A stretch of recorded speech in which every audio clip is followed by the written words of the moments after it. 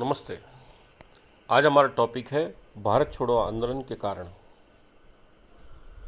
द्वितीय विश्व युद्ध के समय भारतीय राजनीति को चार शक्तियों ने प्रभावित किया था। पहली शक्ति थी भारतीय राष्ट्रीय कांग्रेस, दूसरी मुस्लिम लीग, तीसरी ब्रिटिश सरकार और चौथा क्रांतिकारी आंदोलन का दबाव। द्वितीय विश्व युद्ध के पूर्व की घटनाएं थी। 1935 के अधिनियम से केंद्र में द्वैध शासन अधिनियम पारित हुआ और प्रांतों को स्वायत्तता की देने की घोषणा की गई। दूसरा, 1937 में भारत में प्रांतों में निर्वाचन हुए और उन निर्वाचनों में कांग्रेस को 6 प्रांतों में मद्रास, मुंबई, संयुक्त प्रांत, बिहार, मध्य प्रदेश और उड़ीसा में पूर्ण बहुमत मिला।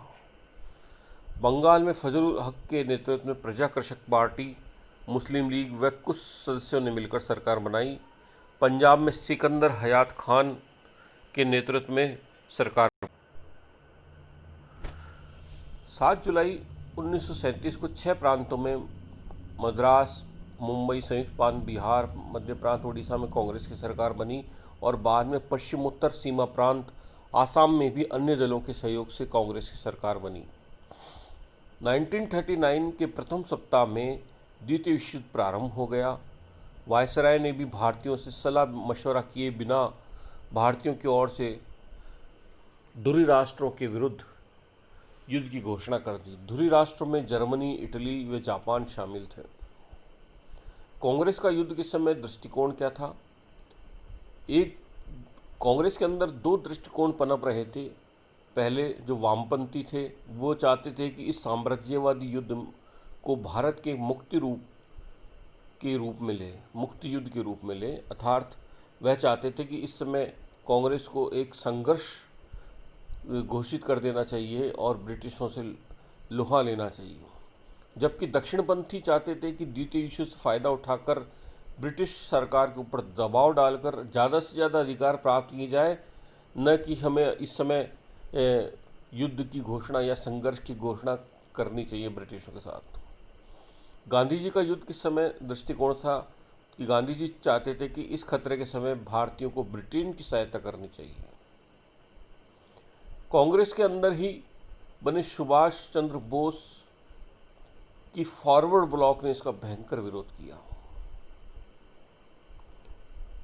वामपंथी फॉरवर्ड ब्लॉक के दबाव में कांग्रेस का प्रस्ताव 14 सितंबर 1939 के प्रस्ताव में कांग्रेस ने कहा कि अंग्रेजी सरकार भारतीयों को आत्मनिर्णय का अधिकार दे दे ताकि भारतीय स्वतंत्रता के बाद ब्रिटिश सरकार को और अधिक सहयोग कर सके।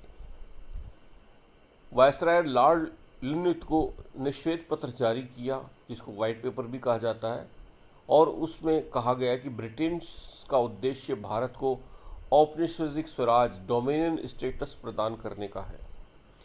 युद्ध के बाद भारत की संवैधानिक समस्या को हल करने के लिए भारत के विभिन्न वर्गों के प्रतिनिधियों से बातचीत की जाएगी।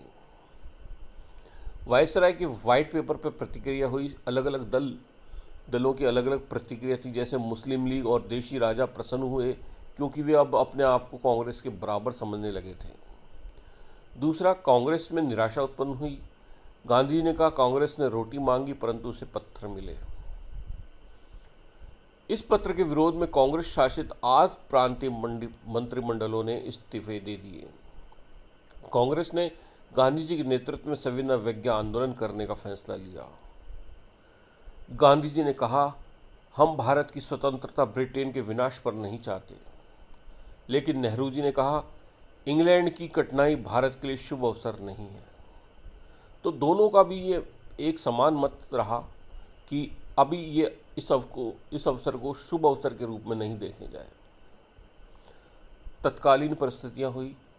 ब्रिटेन में चुनाव मई 1940 को हुए और मिलीजुली सरकार बनी और उसके प्रधानमंत्री थे चर्चिल। नए प्रधानमंत्री चर्चिल ने कहा कि अटलांटिक चार्टर भारत पर लागू नहीं होगा। 1942 में यह भी कहा कि ब्रिटेन साम्राज्य के विघटन की अध्यक्षता करने के लिए मैं ब्रिटेन का प्रधानमंत्री नहीं बना हूँ। जर्मनी की युद्ध में तेजी से विजय होती जा रही थी और डेनमार्क, नॉर्वे, हॉलैंड, फ्रांस उसके अधिकार में आ गए थे। ब्रिटेन आर्थिक संकटों से घिरता जा रहा था।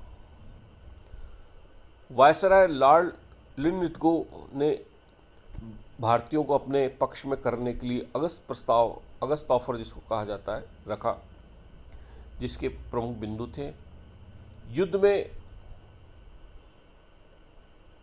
भारत के समर्थन की आवश्यकता है, इसलिए ब्रिटिश सरकार का उद्देश्य भारत में औपनिवेशिक स्वराज डोमिनियन स्टेटस की स्थापना करना था।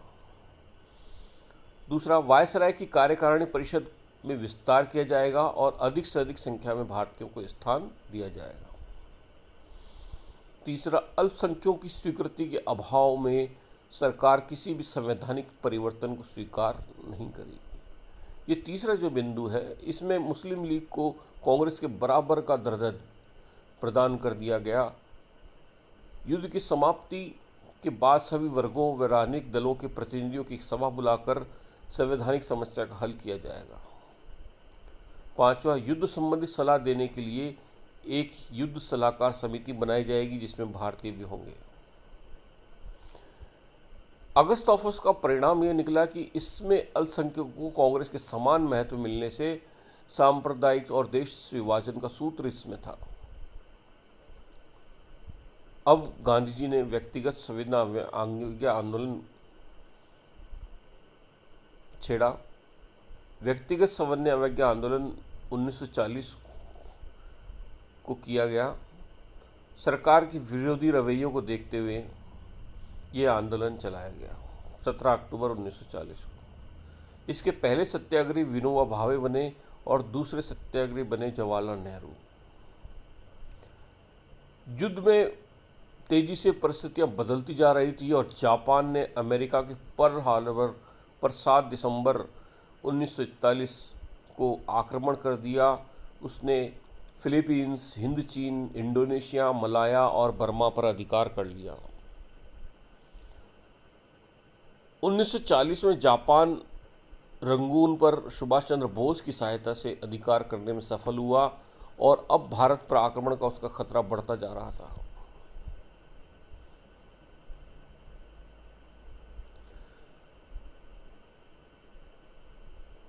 बाईस जून 1940 को नाजी जर्मनी ने सोवियत संघ पर आक्रमण कर दिया।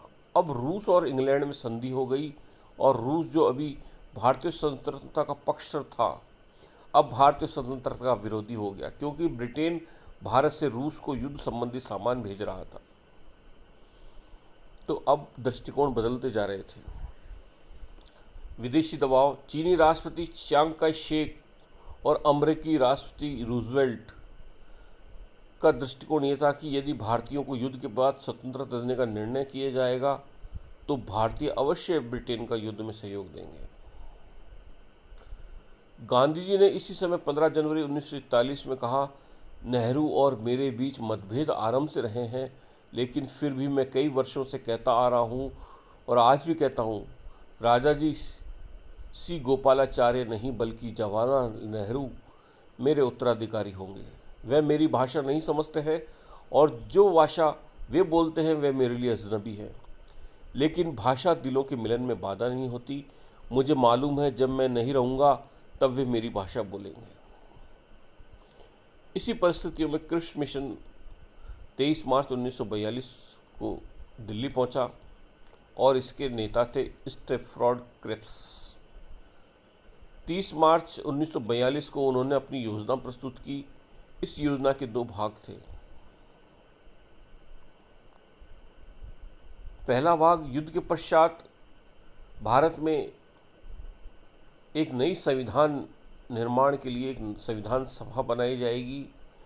ब्रिटिश सरकार युद्ध के बाद भारत को डोमिनियन स्टेटस, स्वतंत्र उपनिवेश का दर्जा देगी और कॉमनवेल्थ में रहने का निर्णय भारत का होगा, वह रहना चाहेगा या नहीं रहना चाहेगा।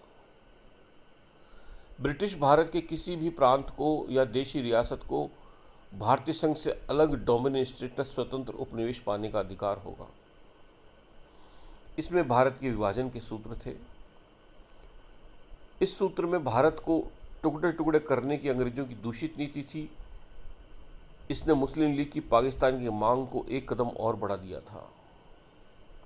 इसके बाद कांग्रेस और क्रिप्स के बीच बातचीत अचानक टूट गई। भारत छोड़ो आंदोलन के अन्य कारण भी थे, जैसे द्वितीय विश्व युद्ध के कारण कीमतें वस्तुओं की बहुत बढ़ गई थी। जरूरी वस्तुओं के अभाव में जनसाधारण में बहुत असंतोष बढ़ रहा था। बंगाल और उड़ीसा की नावों को ब्रिटिश सरकार ने जब्त कर लिया ताकि जापानी इसका ब्रिटिशों के विरुद्ध या भारतीयों के विरुद्ध इसका इस्तेमाल न कर सके। तीसरा, सिंचाई की नहरों में से पानी बहा दिया गया और खाली कर दिया गया सिंचाई की नहरों को, ताकि जापानी इसका इस्तेमाल परिवहन के लिए नहीं कर सकें। लेकिन इसका उल्टा हुआ, सिंचाई के अभाव में भारतीयों के खेत सूखने लगे। मकानों में मोटर गाड़ियों पर भी सेना ने अधिकार कर लिया। विपिन चंद्र ने लिखा कि जनसाधारण को लग रहा था कि ब्रिटेन की हार होने वाली है। दक्षिण पूर्वी एशिया से ब्रिटेन हट गया था और आसाम बर्मा सीमा से आने वाली रेलगाड़ियां घायल सिपाहियों से भरी हुई होती थी। सिंगापुर और रंगून पर जापानी कब्जा होने से और कोलकाता पर जब बम गिराए जाने लगे तो भगदड़ मच गई। मलाया बर्मा और ब्रिटिश ने उन्हें खाली कर दिया। स्थानीय लोगों को उनके भाग्य के भरोसे छोड़ दिया गया। अतः भारतीय सोचने लगे कि अगर भारत पर जापानी हमला होगा तो अंग्रेज भारत को जापान के लिए छोड़ देंगे। लोग बैंकों, डाकघरों से रुपया निकालने लगे, अपनी बचत को सोने, चांदी और सिक्कों में बदल कर रखने लगे। अनाज की जमाखोरी बढ़ गई। गांधी जी अब सरकार के पूर्ण विरोधी हो गए और कांग्रेस के दक्षिणपंथी नेताओं को उन्होंने चुनौती देते हुए कहा, अगर कांग्रेस ने संघर्ष का प्रस्ताव स्वीकार नहीं किया तो मैं देश की बालू से ही कांग्रेस से बड़ा आंदोलन खड़ा कर दूंगा। तो उपयुक्त सभी कारण ये भारत छोड़ो आंदोलन के थे, जिसके कारण गांधी जी को विवश होकर सरकार के जो समर्थक थे गांधी जी प्रारंभ में, बाद में सरकार के विरोधी हो गए और भारत छोड़ो आंदोलन विवश को प्रारंभ करने के लिए उनको विवश होना पड़ा। इसको अगस्त क्रांति भी कहा जाता है क्योंकि ये अगस्त में प्रारंभ हुआ। गांधी जी ने 5 जुलाई 1942 को हरिजन में लिखा कि अंग्रेजों, भारत को जापान के लिए मत छोड़ो, बल्कि भारत को भारतीयों के लिए व्यवस्थित रूप से छोड़ जाओ। धन्यवाद। Thank you.